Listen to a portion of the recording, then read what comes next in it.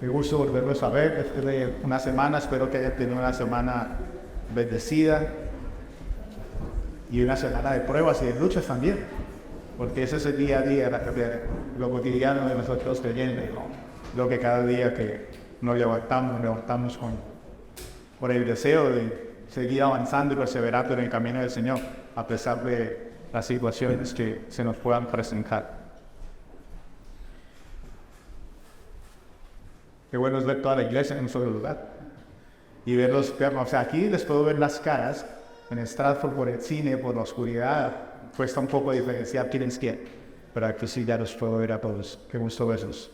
Hoy nos visita el pastor Uriel con su esposa Ana. Le voy a pedir que se ponga de pie para que las personas lo puedan identificar y luego los saluden al final. Ellos son oriundos de México y está, por la gracia del Señor, hoy está pastoreando una iglesia en Guatemala. Si la memoria no me falla, ¿no? Nosotros como el Señor es fiel y el Señor levanta siervos en todos los lugares del mundo para que la palabra del Señor sea expuesta. Bienvenidos, hermanos. Le voy a pedir que me acompañe en su Biblia a 2 Corintios capítulo 6. Vamos a continuar con nuestra serie y vamos a leer desde el versículo 1 hasta el versículo del versículo 1 hasta el capítulo 7, versículo 1 también. Perdón. 2 Corintios capítulo 6 en adelante. Y como colaboradores de él, también exhortamos a no recibir la gracia de Dios en vano. Pues él dice, en el tiempo propicio te escuché, y en el día de salvación te socorrí.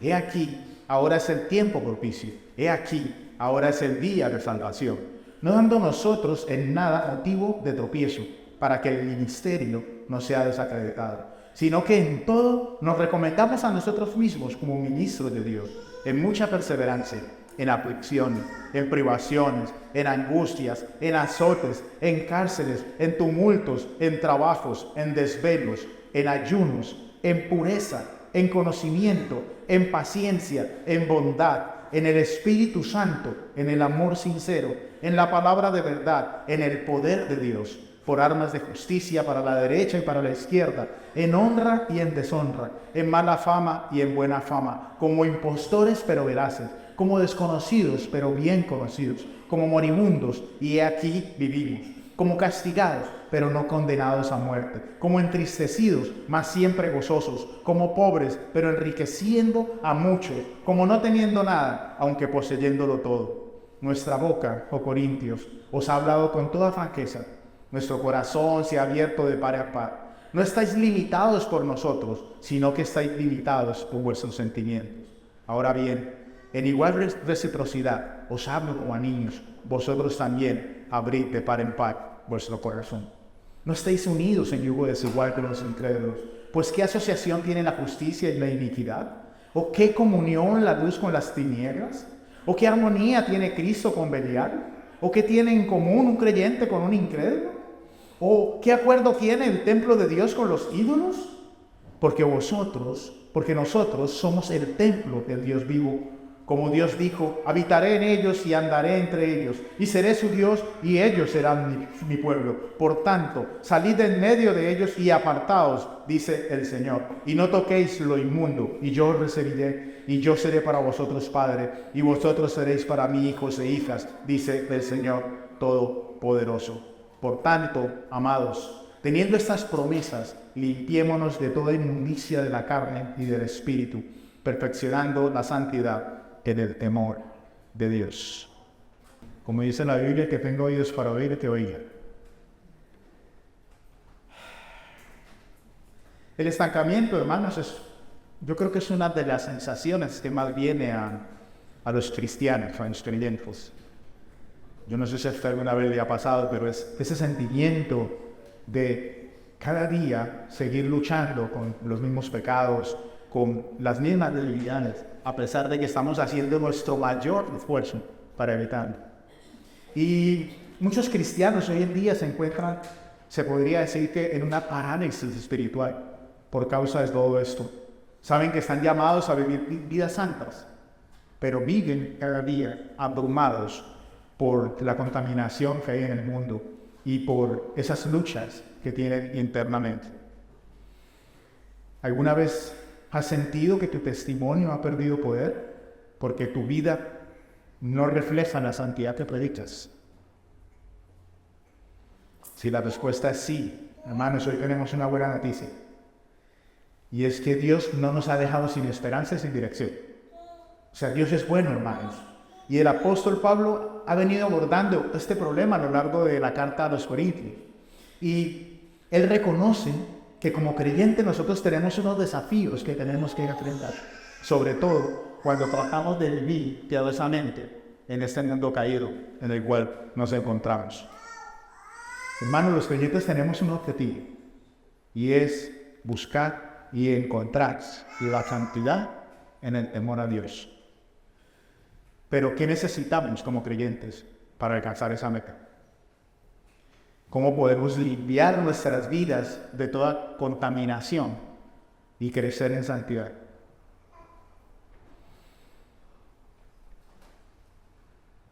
En este capítulo 6, versículo 1 hasta el capítulo 7, versículo 1 que hemos leído, Pablo, desde su posición y autoridad como embajador de Cristo, le hace 4 exhortaciones a la iglesia para que ellos puedan trabajar en su santidad y llegar a ser santos como Dios es santo. La primera exhortación, hermanos, es enfocarnos en la salvación del Señor. En el versículo 1, Pablo exhorta a la iglesia a no recibir en vano la gracia de Dios. La gracia de Dios, hermanos, se refiere a esa reconciliación de Dios con la humanidad y que viene a nosotros como hijos de Dios a través de la obra expiatoria de Cristo. Y ese amor de Dios, ese inmenso amor demostrado al enviarlo a morir en una cruz. Pero ¿sabe qué es lo mejor de todo, hermanos? Que la gracia, usted y yo no tenemos ningún mérito. Usted y yo no hicimos absolutamente nada para que Dios fijara sus ojos en nosotros, sino que a Él le plació escogernos para ser santos. ¿Cómo es posible que los corintios o los creyentes puedan recibir en vano la gracia de Dios?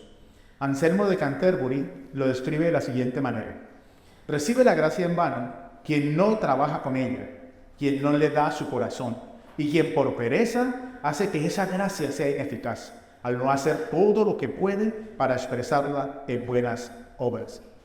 Hermano, no estamos hablando de que hay que hacer obras para ser salvos. No estamos hablando de la salvación por obra, porque entendemos que la salvación es por gracia y por la fe en Jesucristo. Y usted podría decir, sí, yo creí en Jesucristo, pero hermanos, aún la fe en Jesucristo proviene de Dios, no es suya. Por lo tanto, hermanos, todo es de Dios. La salvación es del Señor, dice la palabra de Dios. Pero lo que está diciendo Anselmo es que nosotros debemos enfocarnos en la salvación. Como somos salvos, entonces esa certeza de salvación es la que nos impulsa desde dentro hacia afuera a hacer las buenas obras. No las hacemos para ser salvos, pero las hacemos porque somos santos. El problema, hermanos, es que el corazón del ser humano está inclinado hacia sí mismo. El corazón del ser humano es egoísta y el corazón del ser humano no quiere hacer lo que Dios le manda hacer, sino que quiere buscar satisfacer su propia necesidad. Ese es el problema de la humanidad, hermanos. No queremos servir a Cristo porque queremos servirnos a nosotros mismos. No queremos servir a los hermanos porque queremos que sean los hermanos los que nos sirvan a nosotros. Si nosotros no respondemos, hermanos, de una forma dinámica a la palabra de Dios, entonces para nosotros la palabra de Dios no vale la pena y va a servir de muy poco. Pablo explica la importancia de la gracia de Dios y lo hace citando Isaías 49 cuando dice: en el tiempo propicio te escuché, en el día de la salvación te socorrí. He aquí, ahora es el tiempo propicio, he aquí, ahora es el día de la salvación. Dios anunció, hermanos, aún desde el Antiguo Testamento, que la salvación iba a ser universal, que la salvación no era solo para ese pueblo terco de Israel, que despreciaron al Señor y despreciaron todo el proyecto de Dios para su vida, sino que iba a ser extendida también a todos los gentiles, a todos aquellos que no somos descendientes del pueblo de Israel. Hermanos, eso es un motivo para que nosotros le demos gloria a Dios y para que nosotros estemos gozosos. Hemos sido escogidos para salvación, hermanos, sin ser pueblo de Dios, sin ser judíos. Hermanos, el Señor fijó los ojos en nosotros y nos adoptó. Nos hizo sus hijos. Él se convirtió en nuestro papá y nos hizo herederos de todas las cosas junto con Cristo. Hermano, ¿usted no cree que eso es una razón para estar gozoso? Que usted sin merecerlo haya sido adoptado, haya sido escogido. En los procesos de adopción, hermanos, ¿quién decide adoptar? ¿El niño o el papá? Los niños. No. Están todos dormidos. Claro que no. Ningún niño tiene oportunidad de adoptar. Son los padres los que van a los orfanatos, a los hospitales, a los lugares, y son los padres los que escogen los niños. Hermanos, el Padre nos escogió. El Padre nos miró con su amor y nos escogió para salvación, hermanos. Jesús inauguró ese mensaje de la gracia de Dios en su ministerio y Pablo lo comunicó. Y nos ha delegado la responsabilidad a nosotros de seguir comunicando este evangelio de la gracia. Porque no es por obras, hermanos. Es por la gracia y por la voluntad y la misericordia de Dios. Y el día de la salvación es ahora. Es el tiempo de la gracia. Y los corintios estaban poniendo en vano, estaban perdiendo el valor, recibiendo en vano esa gracia, porque ellos estaban regresando otra vez a la ley. Estaban regresando al legalismo judaico. Y Pablo los exhorta y les dice, hermanos, recuerden el evangelio. En Isaías 52-53, hermanos, nos habla de Cristo, nos habla de la humillación que Él sintió desde ese siervo sufriente. Hermanos, usted y yo somos salvos. Usted y yo no tenemos que hacer nada para ser salvos. Pero ¿sabe una cosa, hermano? No tenemos que hacer nada porque no hay que dar eso. Jesucristo pagó el precio y cargó el peso de nuestro pecado sobre Él. Se humilló a sí mismo. No tuvo en cuenta el ser Dios. Y por obediencia al Padre, sufrió la muerte. Y la muerte más horrenda. Muerte en la cruz. El ser salvos, hermana, debe llevarnos a nosotros a pensar. Debe llevarnos a meditar sobre el propósito por el cual Dios nos ha reconciliado. Porque usted y yo, hermanos, estábamos condenados.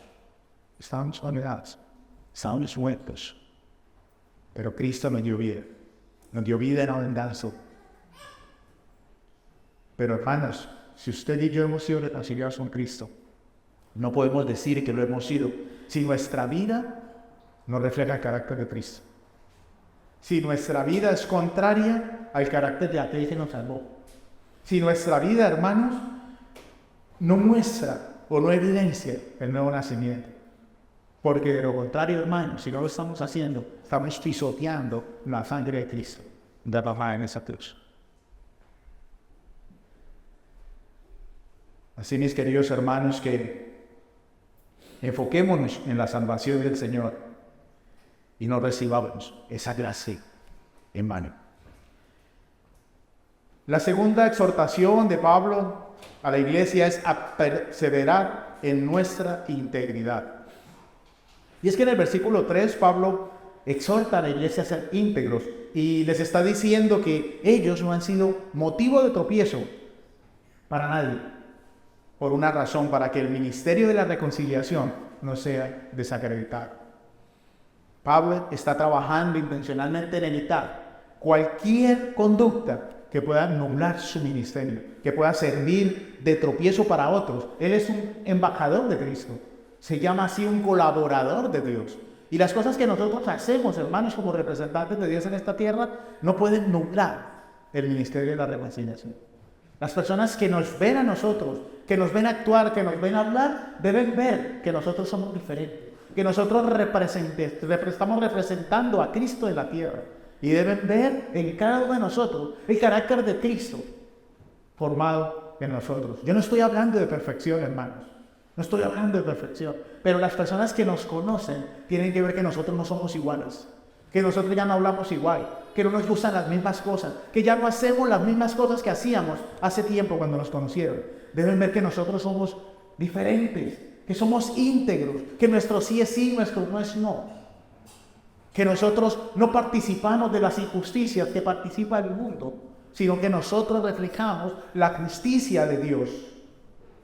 Pablo no quería ofender a nadie por conducirse de manera egoísta, porque eso podría traer deshonra a Dios o quizás arruinar espiritualmente a una hermana. Hermanos, nuestra actitud, nuestra conducta debe ser sin egoísmo. La Biblia nos invita a que todo lo que hagamos, lo hagamos para que el Señor sea glorificado. Absolutamente todo, hermano. Por eso cuando nosotros nos encontramos en situaciones difíciles, y situaciones que sacan lo peor de nosotros, es allí donde nosotros tenemos que detenernos. Porque hay algo en nosotros que lo hace, hermanos. Nos llama a que nos detengamos, que no contestemos, que no digamos palabras oeces a las personas que nos están contestando, que perdonemos. O sea, hay algo en nosotros, algo que se llama el Espíritu Santo de Dios, la tercera persona de la Trinidad, que hermano, habita con nosotros y es lo que nos está frenando y nos está exhortando continuamente para no hacer las cosas que estamos haciendo, para no hacer las cosas mal. Agradamos a Dios teniendo una relación de amor, una relación de perdón, una relación de reconciliación con nuestros prójimos, con todos. Ay, pastor, pero usted no sabe lo que me hizo. No importa, ella no pone condición. No, si le dijo esto, si le hizo lo otro. No. Y mucho más, hermano, con los hermanos de la fe. Hermano, no podemos estar enemistados con hermanos de la fe. No podemos estar enemistados con los hermanos en Cristo. Tenemos que ir a nuestro hermano y si él pecó contra nosotros, entonces Mateo 28, voy a él y hacerle unas cosas, hermano. Y si soy yo, con mayor razón, debo ir a pedir perdón. Y si me piden perdón, perdono. Pero yo no puedo estar, hermano, en el estado normal. Pablo, en el versículo 4, está mostrando a partir del versículo 4 las credenciales externas que lo caracterizan ahí como un ministro de Dios. Yo no sé si usted le puso cuidado, hermanos, pero yo no quisiera estar en la situación de Pablo. Porque todas las características que él está presentando, hermanos, son pruebas, aflicciones y sufrimientos como siervo de Cristo. Esas son las características que él está presentando. Y dice, hermanos, estoy pasando esto, pero a la vez, me siento capacitado por Dios, porque sé que Dios me está sustentando cada día para seguir haciendo la obra que Él me ha encomendado. Y por esa convicción que Él tiene es que Él puede decir, en todo nos recomendamos a nosotros mismos como ministros de Dios, porque han sufrido, pero en medio del sufrimiento Dios les ha sustentado, y Dios les ha levantado, y Dios les ha fortalecido, y Dios les ha animado a seguir avanzando. Hermano, yo no sé cuál es su situación. Yo no sé si usted está pasando sufrimientos por servir a Cristo. Yo no lo sé.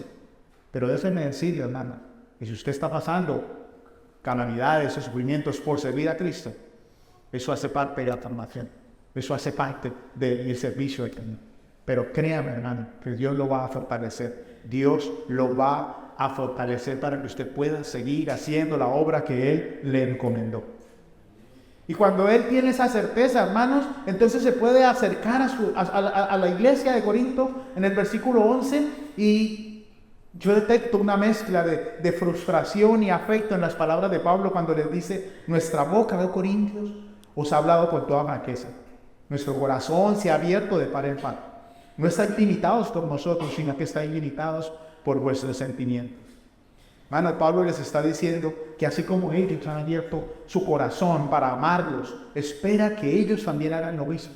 Y los amen a ellos, amen a Pablo y a sus colaboradores, pero también que amen a todos los hermanos. Que su corazón abierto se llene del amor que Pablo les está dando, del amor de Dios, y ese amor sea desbordado hacia todas las personas que les rodean. Esa es la petición de Pablo. Y les dice, háganlo con sinceridad, hermanos, porque lo único que puede impedir que ustedes lo hagan son ustedes mismos.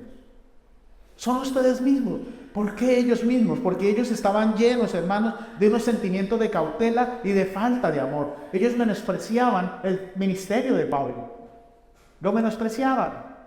Aún así, Pablo les habla con ese amor y los invita a seguir el ejemplo de él. Y los anima a que puedan permitir que ese amor de ellos hacia nosotros, de ese amor de ellos hacia Pablo, ¿sí? pueda lograr que la gracia de Dios sea derramada en ese lugar. Hermanos, y esa debe ser la apertura que debe haber en el corazón de la iglesia, de toda la iglesia.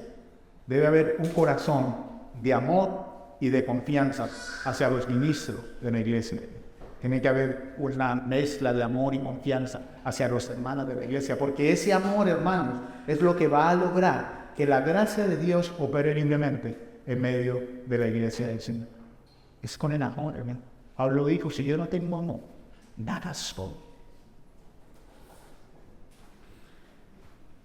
La tercera exhortación es a separarse de las influencias impías.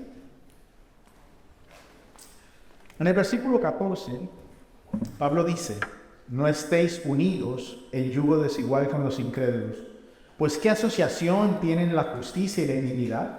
¿O qué comunión la luz con las tinieblas? ¿O qué armonía tiene Cristo con Belial? ¿O qué tienen en común un creyente con un incrédulo? ¿O qué acuerdo tiene el templo de Dios con los ídolos? Porque nosotros somos el templo del Dios vivo. Como Dios dijo, habitaré en ellos y andaré entre ellos, y seré su Dios y ellos serán mi pueblo. Por tanto, salid de en medio de ellos y apartaos, dice el Señor, y no toquéis lo inmundo, y yo os recibiré, y yo seré para vosotros padre, y vosotros seréis para mí hijos e hijas, dice el Señor Todopoderoso. Y cuando uno lee este versículo, hermanos, a primera vista parece que se está refiriendo solamente al matrimonio entre creyentes matrimonio de un creyente con un incrédulo o a asociaciones de negocios con los incrédulos. Pero yo creo que la palabra del Señor va más allá. Cuando uno ve el contexto, también nos está dando a entender que Pablo está hablando de esa separación que debe haber entre los cristianos y las demás religiones paganas. Porque unirse en yugo desigual con los incrédulos significa tener comunión con las obras infructuosas de las tinieblas. No lo digo yo, lo dice la palabra. Entonces la palabra de Dios no se puede disfrazar. Cuando uno le tiende la mano a un incrédulo, significaba tener comunión con él. Y Pablo está diciendo, hermanos, que no podemos tener ningún pacto con los incrédulos. Y cuando él dice ninguno, es ninguno. Y nosotros a veces intentamos espiritualizar la situación. No, pero es que sí, bueno, él no cree y hace negocios turbios, pero conmigo es muy bueno. O no, bueno, sí, es que ella, sí, bueno, ella no es creyente, pero es muy buena. Me quiere mucho. Hermanos, ninguno es ninguno. Ningún pacto con los incrédulos. Porque, hermanos, los incrédulos constantemente están violando las obligaciones que los creyentes tenemos con Dios. Ellos no hacen lo mismo que nosotros hacemos, hermanos. No lo hacen. Y es más, los incrédulos llevan a los creyentes a que ellos violen los pactos que tienen con Dios. Los incrédulos son personas que no sirven al Señor. Personas que han sido cegadas por Satanás y que están influyendo constantemente en la iglesia para apartar a los miembros del camino del Señor. Es la realidad, hermanos. Nosotros no estamos aquí para darle palmaditas a nadie, estamos para predicar la palabra del Señor. Y la palabra del Señor dice, hermanos, que los que hemos sido justificados debemos ser capaces de discernir el engaño que puede haber en una palabra o en una acción de otra persona.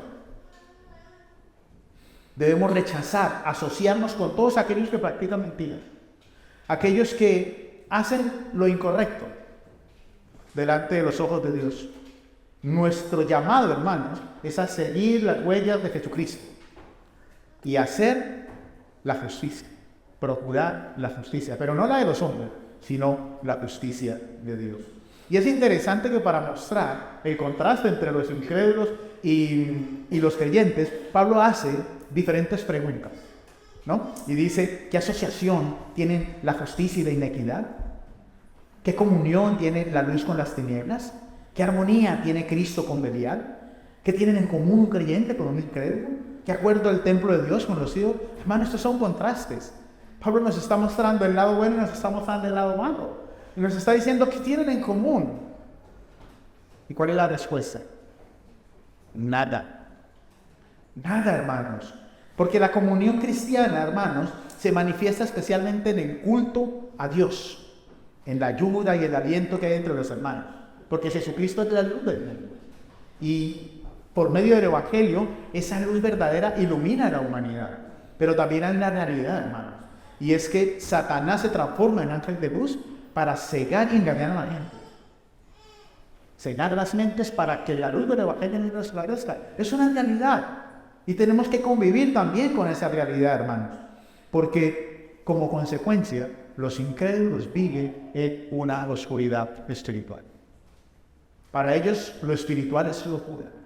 Y por eso cuando usted habla de un incrédulo y usted le dice que usted, en lugar de ir el domingo al parque o ir el domingo a la playa, usted va a la iglesia, entonces le dice, pero para un domingo, ¿qué? Pues no pasa nada si falta un domingo. Pero mira eso que está haciendo, que no te digas con nosotros a la playa.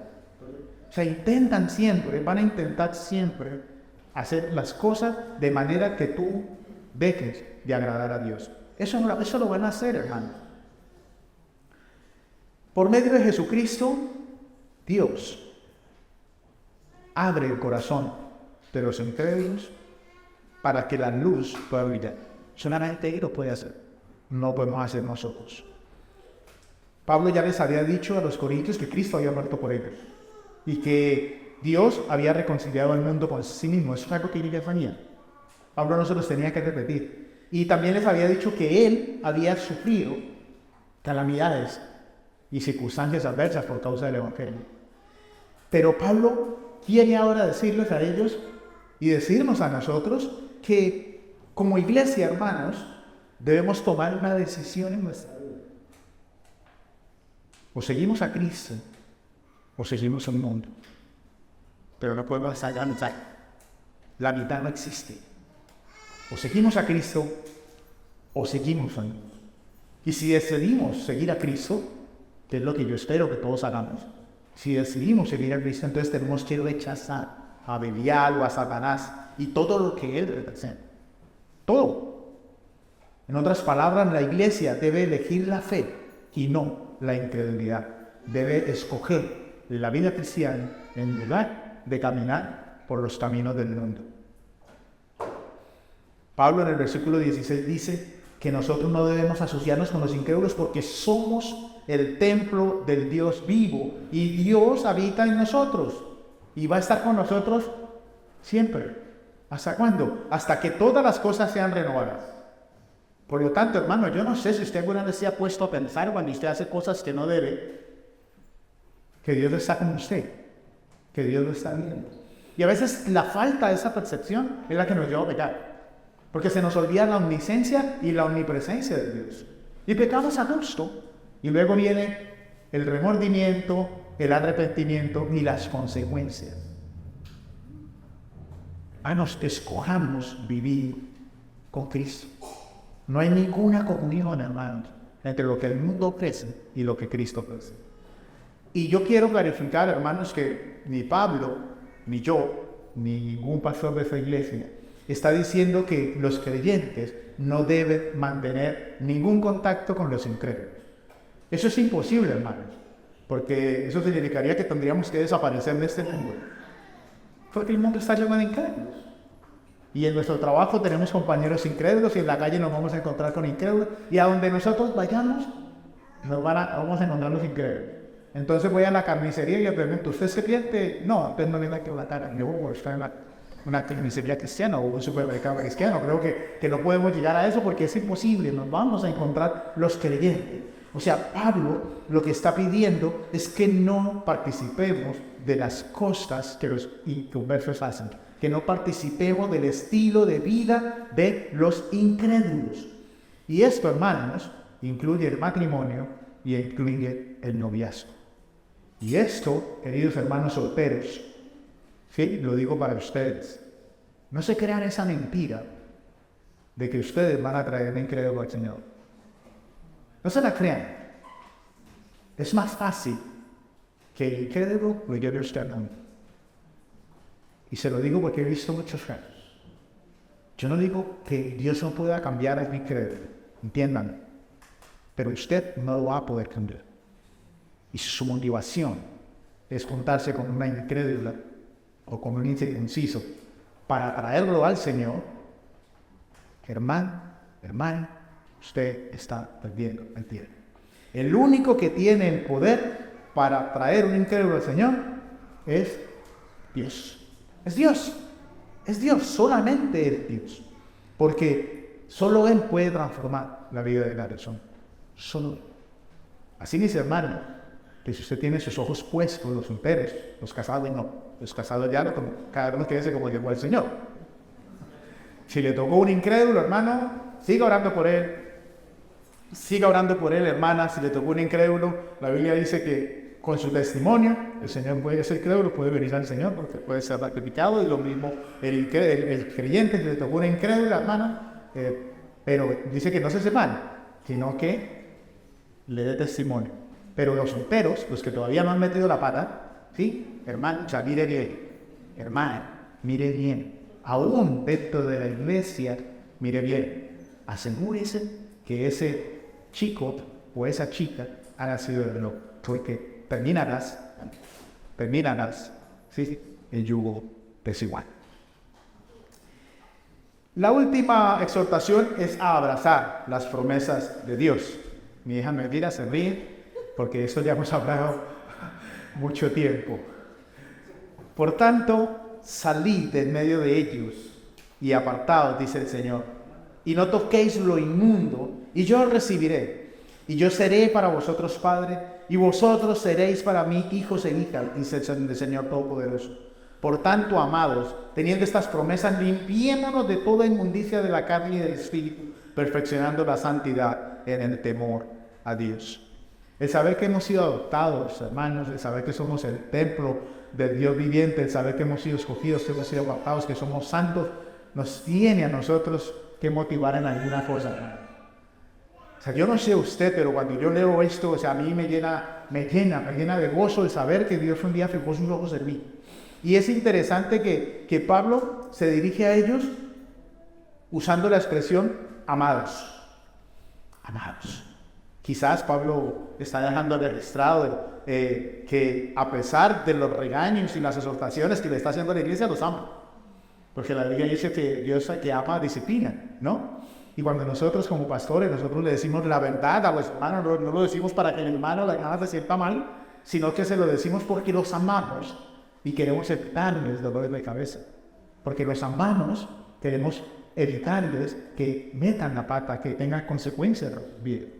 Igualmente Pablo les está diciendo, hermanos, si yo espero que el amor que yo les he demostrado, ustedes puedan ser en esa reciprocidad, también recibir las exhortaciones con amor, sabiendo de que son por su bien. Pablo reconoce que él y sus lectores, todos aquellos que somos beneficiarios de las promesas, debemos abrazarlas y debemos hacerlos con amor y con esa veracidad, o sea, sabiendo y creyendo que Dios es fiel y Él va a cumplir todas las promesas que ha hecho. Todas, hermanos, todas. Y el abrazar esas promesas es lo que nos va a permitir a nosotros limpiarnos de toda inmundicia. Porque sabemos que lo que viene, hermanos, no se compara con el que hay en este mundo. Lo que viene de parte de Dios, hermano, no es absolutamente, es que no es ni la punta del iceberg de lo que vamos a tener cuando seamos glorificados. Entonces no hay absolutamente nada en este mundo, hermano, que nos pueda mover del lugar donde Dios nos ha puesto. Dios exige lealtad. Dios exige obediencia para todos sus hijos. Por lo tanto, en esa exigencia nos exige que nos esforcemos para ser puros. Para ser puros. Como cantábamos al final de la alabanza, sé santos como Él es santo. La pureza personal, hermano, es lo que hace posible que una persona pueda servir a Dios. Y eso es personal. O sea, hay limpieza colectiva.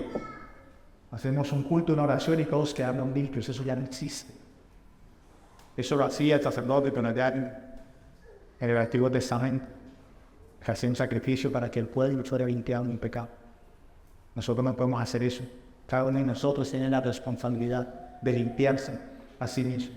Y me gusta porque Pablo se incluye también. Él dice limpiémonos, él no dice límpiense. Porque reconoce en el mundo que está. Estamos en un mundo caído, ¿verdad? Y nosotros como pastores cada día tenemos que aceptar esa parte. Y cuando quiere salir esa vieja naturaleza, entonces tenemos que someternos a eso. Y el arrepentimiento tenemos que ir a Él para que sea Él, a través de su sacrificio, que nos limpie de las cosas que nosotros tenemos hacer.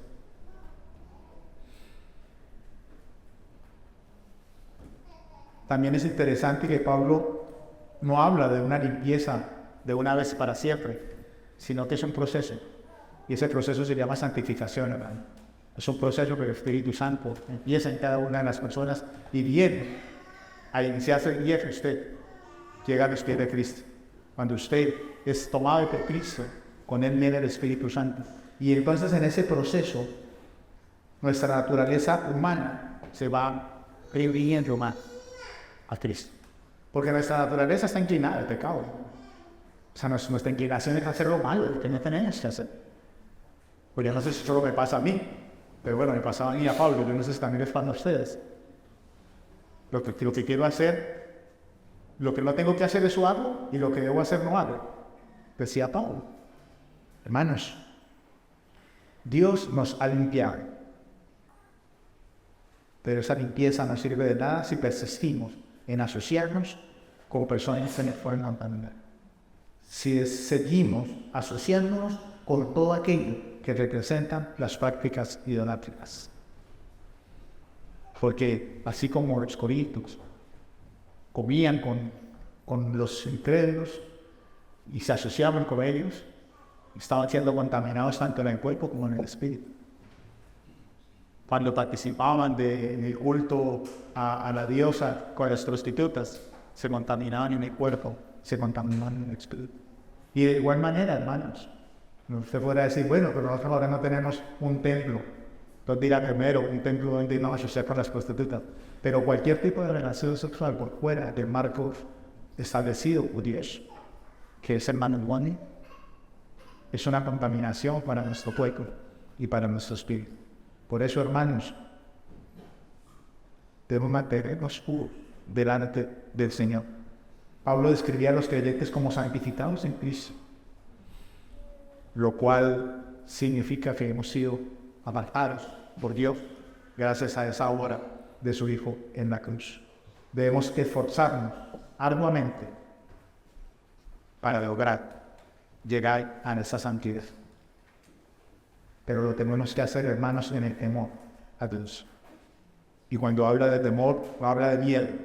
No habla de las cosas por miedo a que vengan las consecuencias de mi vida, sino que lo hago por amor, por reverencia a Dios que lo ha dado todo. Debemos entender, queridos hermanos, que la santidad es un don, un regalo, pero a la vez también es una tarea, es un trabajo. Y en esa obra del Espíritu Santo debemos participar activamente. No debemos sentarnos a vivir la vida como queramos, a esperar que sea el Espíritu Santo el que nos sane. Nosotros debemos participar activamente. ¿Y cómo va a ser eso? Dejando de asociarnos con todo aquello que puede producir pecaminosidad y contaminación a nuestras vidas. Yo recuerdo que en España, mi esposa tenía unos amigos muy cercanos, había crecido con ellos. Y nosotros nos creíamos esa mentira, que nosotros cogíamos para verlos incrédulos a los pies del Señor. Y entonces participábamos con ellos, nos invitaban a la celebración, nos invitaban a nosotros desde el momento, nosotros vamos y que ellos vean el retrato de Cristo y así pueden llegar a los pies del Señor. Y en cada reunión, hermanos, nosotros éramos el centro de la duda. Eran palabras soeces todo el tiempo.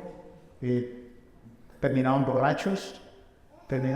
Entonces, en una ocasión, nosotros leyendo, leyendo la palabra de Dios nos dimos cuenta de que nosotros no estamos llamados a participar de las amenazas exitosas de la tinieblas. Hay otros ambientes en los cuales nosotros podemos compartir la fe con las personas. Hay otros ambientes donde nosotros podemos transmitir a las personas la verdad del Evangelio. No debemos ceder a los caminos ni a los territorios, a los terrenos que los inconversan a este nivel. Tenemos que traerlos a nuestro terreno. Si usted quiere compartir el Evangelio a un inconverso, compártase en una cafetería. No vaya a la discoteca. Invítelo a comer. No vaya a su fiesta. Creo que como creyentes, hermanos, debemos trazar una línea señal entre la pureza y la contaminación, entre lo de Dios y lo que no es de Dios. Y si las personas que nos rodean, los cuales nosotros catalogamos como amigos, nos están llevando a su terreno y nos están llevando a hacer cosas que no debemos, que el Señor lo dice, hermano, pues un día va a tener que contar con esa amistad. Para concluir, hermanos, debemos enfocarnos en la salvación del Señor sin recibir en vano la gracia de Dios. Perseveremos siempre en nuestra integridad. Seamos llenos de pies, no seamos variables y no seamos de tropiezo para nada. Debemos separarnos de las influencias impías para que juntos podamos abrazar todas las promesas del Señor para poder trabajar en la santificación y llegar a ser santos como Dios es santo. Y para que reflexionemos en esta semana, ¿qué pasos prácticos?